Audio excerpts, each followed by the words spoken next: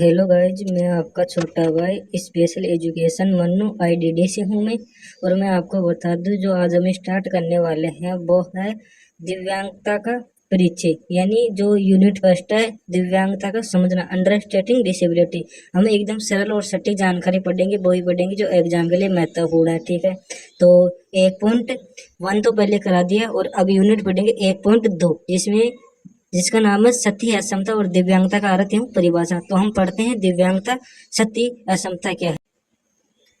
तो हम पढ़ते हैं सती का अर्थ, कोई भी असामान्य जो शारीरिक और मानसिक स्तर पर होती है उसे सत्य कहते हैं। जो शारीरिक और मानसिक कमजोर होते हैं वो सत्य कहलाते हैं। अब अगली परिभाषा, जो कोई भी असामान्य जो शारीरिक और मानसिक स्तर पर होती है वो सत्य कहलाती है। सत्य में प्राणी की क्षमता को प्रभावित किए बिना उसकी संरचना एवं कार्य प्रणाली को प्रभावित होती है। ठीक है, अब हम अगली पढ़ने वाले असमता। असमता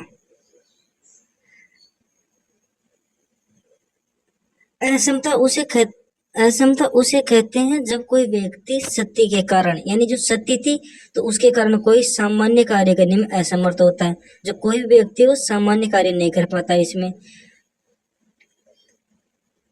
किसी शारीरिक, मानसिक, इंद्रिय संबंधित कार्य में कमी, बाधा सामने आती है। कोई भी कार्य करने में, सोचने में, मानसिक रूप से, शारीरिक रूप से कार्य करने में इसमें असमता होती है, असमर्थ होता व्यक्ति। तो सत्य के परिणाम स्वरूप सामान्य व्यक्तिगत क्रियाकलाप करने में बाधा या कमी को असमता कहते हैं। यानी सामान्य व्यक्ति जो कार्य कर सकता है ना वो नहीं कर सकता, ये व्यक्ति असमता वाला व्यक्ति। जैसे उदाहरण के लिए,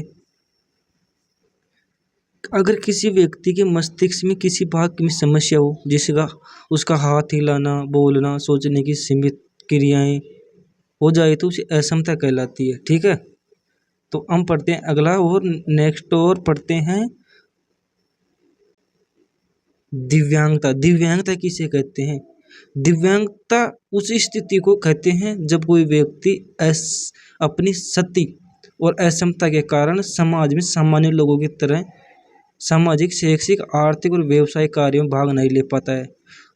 ठीक है, और दिव्यांगता मतलब परिभाषा इसमें सामान्य मतलब यानी सरल और सटीक भाषा में बताई गई है। तो वो है दिव्यांगता उस दिशा को कहते हैं जो सती असमता के कारण उत्पन्न होती है। यानी जो सती और असमता दोनों मिलकर कारण उत्पन्न होती है। तो आपको बताओ, सती का अर्थ होता है हानि होना, जैसे हाथ उंगली कट जाना, हाथ की हड्डियां कट जाना, टूट जाना, बाइक लेके फिसल जाना, उसमें अपने हाथ में क्या हुई? सती। तो सती का मतलब होता है हानि।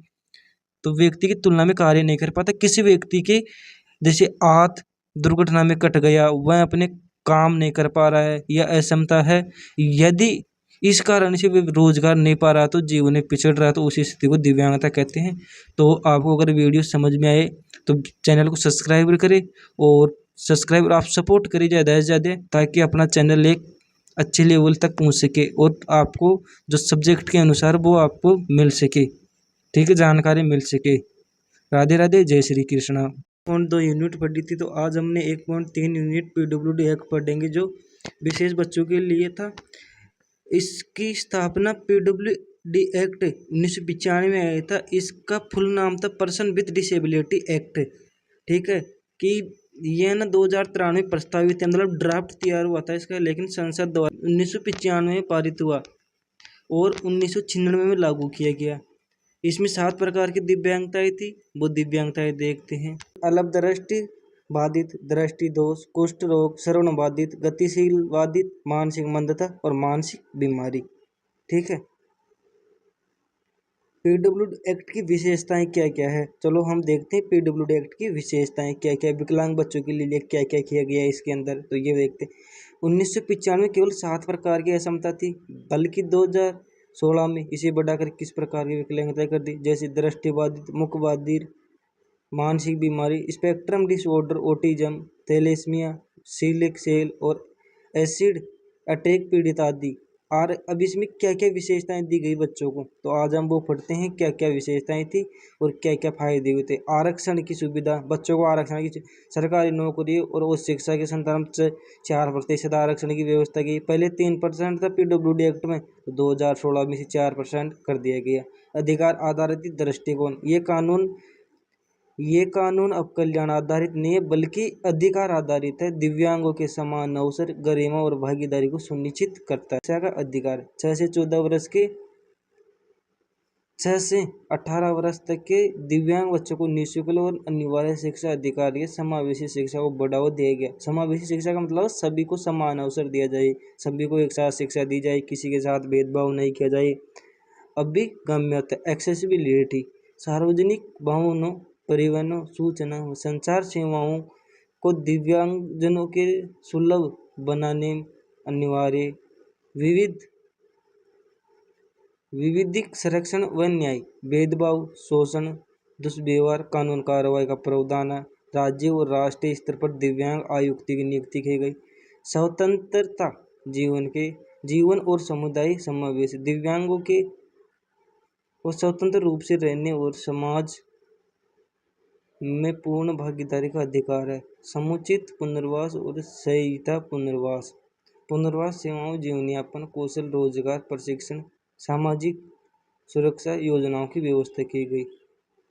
तो जय श्री कृष्ण, राधे राधे। हम अगले वीडियो में पढ़ेंगे PWD एक्ट, NT, RCI, इन सब के बारे में देखेंगे। तो आप चैनल को सब्सक्राइब करें और चैनल को ज़्यादा से ज़्यादा शेयर करें ताकि एक अच्छा चैनल अच्छे लेवल तक पहुंच सके, जिससे आप सभी की हेल्प हो सके और आपके विषय। और इससे पहले हमने PWD एक्ट पढ़ा था, तो उसके बाद में इसमें RCI है। तो ये IDD, VIHI यानी ऑल स्टूडेंट फर्स्ट ईयर के लिए कॉमन पेपर है, सभी के लगता है पेपर। RCI की स्थापना, RCI के उद्देश्य, क्या कार्य करती है, ये सभी पढ़ेंगे इसमें आज अपने। और भी कुछ पढ़ेंगे ज़्यादा, तो देखते हैं। RCI की फुल फॉर्म होती है रिविलेशन काउंसिलिंग ऑफ इंडिया, पुनर्वास परिषद भारत।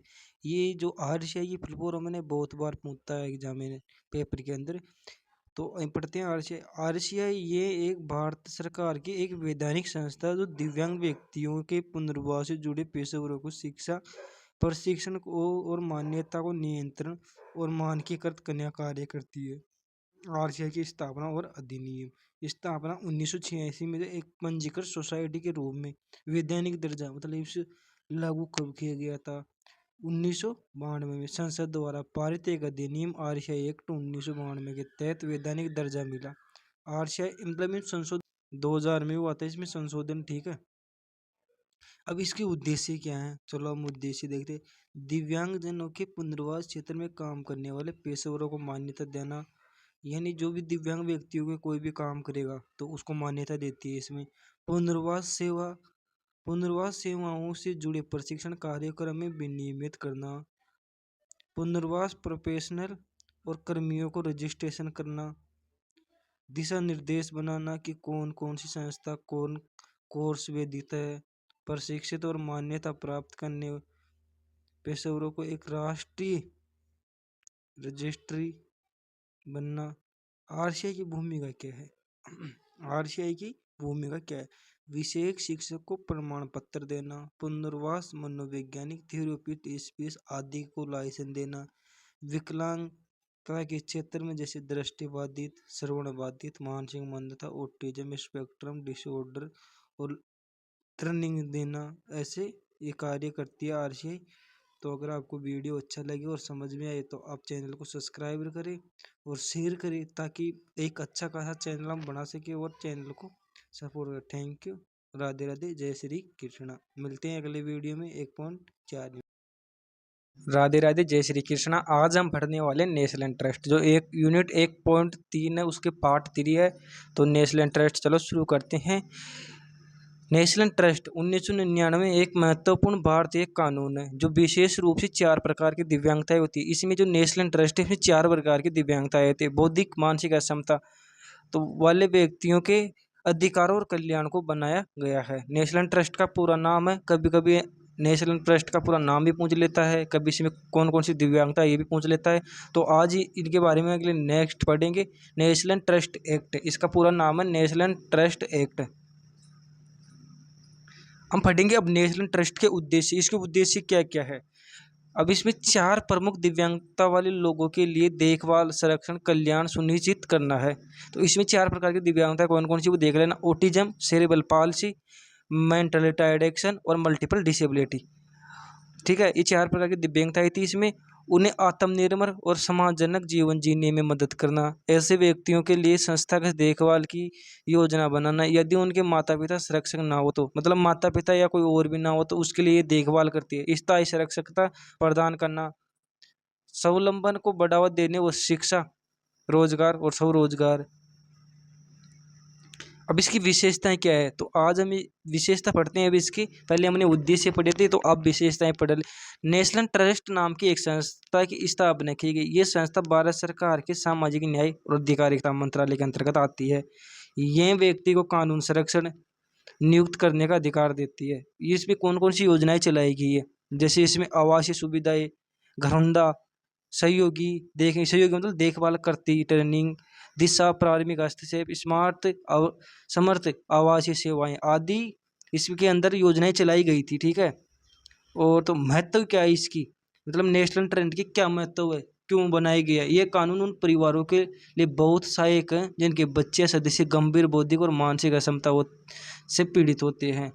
दिव्यांगजनों के समान पूर्वक जीवन और सुरक्षा देने के लिए एक मजबूत कानून बनाए गए हैं।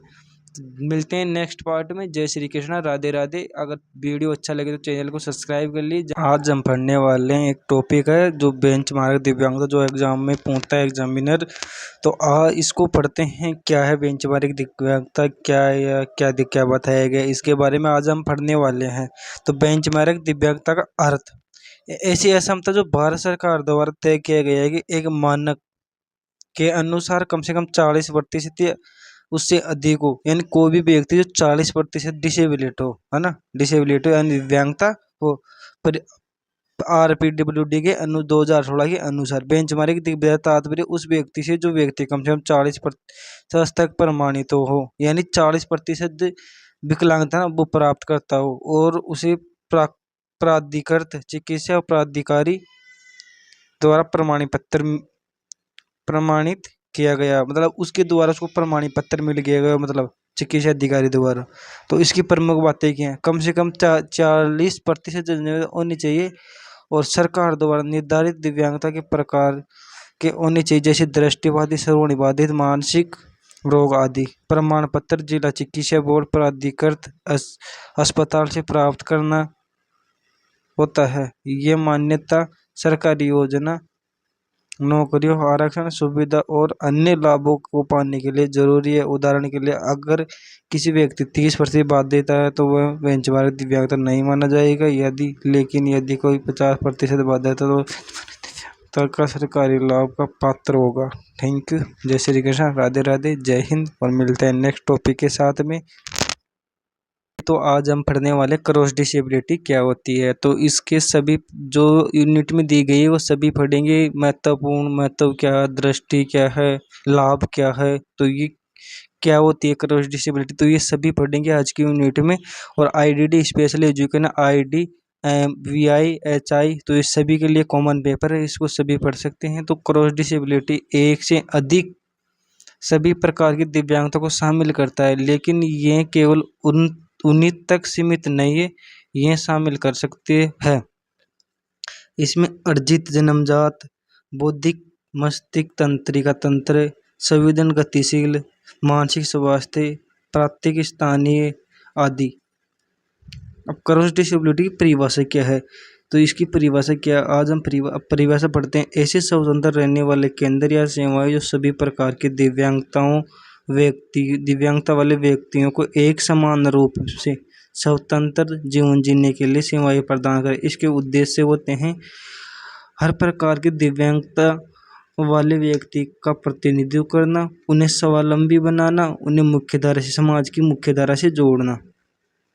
अब क्रॉस डिसेबिलिटी क्यों आवश्यक है, तो ये दिव्यांग व्यक्तियों के बीच एकता बढ़ाने में, मतलब दिव्यांग व्यक्ति जो एक दूसरे से मिले तो उनके साथ अच्छा संबंध बन सके, एक दूसरे के साथ मतलब बढ़ सके।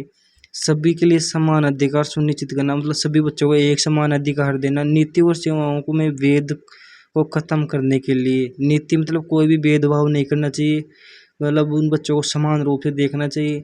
विविध दिव्यांगताओं के अनुभवों और आवश्यकताओं को ध्यान में रखना चाहिए।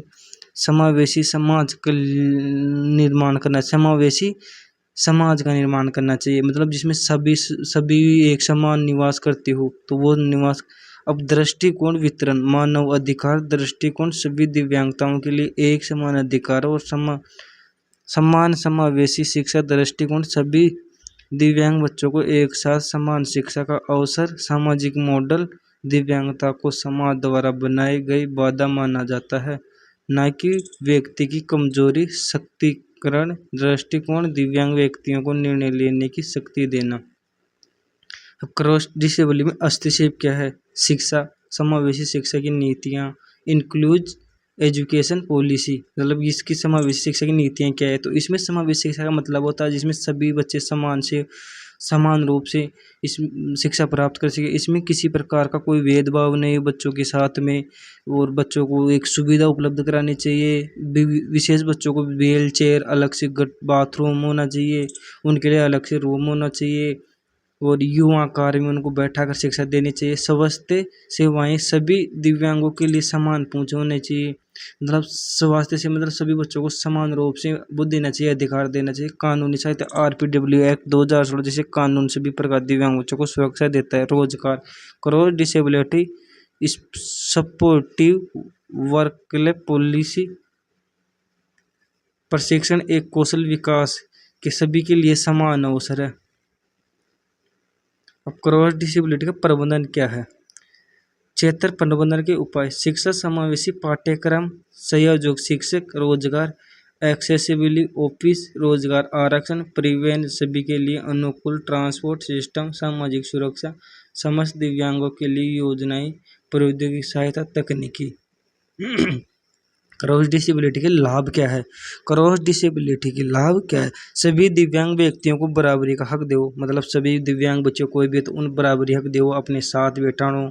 सामान्य बच्चों और विशेष बच्चों के बीच में उनको समान अधिकार मिलना चाहिए। एकीकृत योजना बनती है, मतलब एकीकृत मतलब उनके लिए एक अलग से शिक्षा होनी चाहिए। भेदभाव की संभावना कम करो और समावेशी समाज का निर्माण करना चाहिए। संसाधनों को बेहतर उपयोग करें।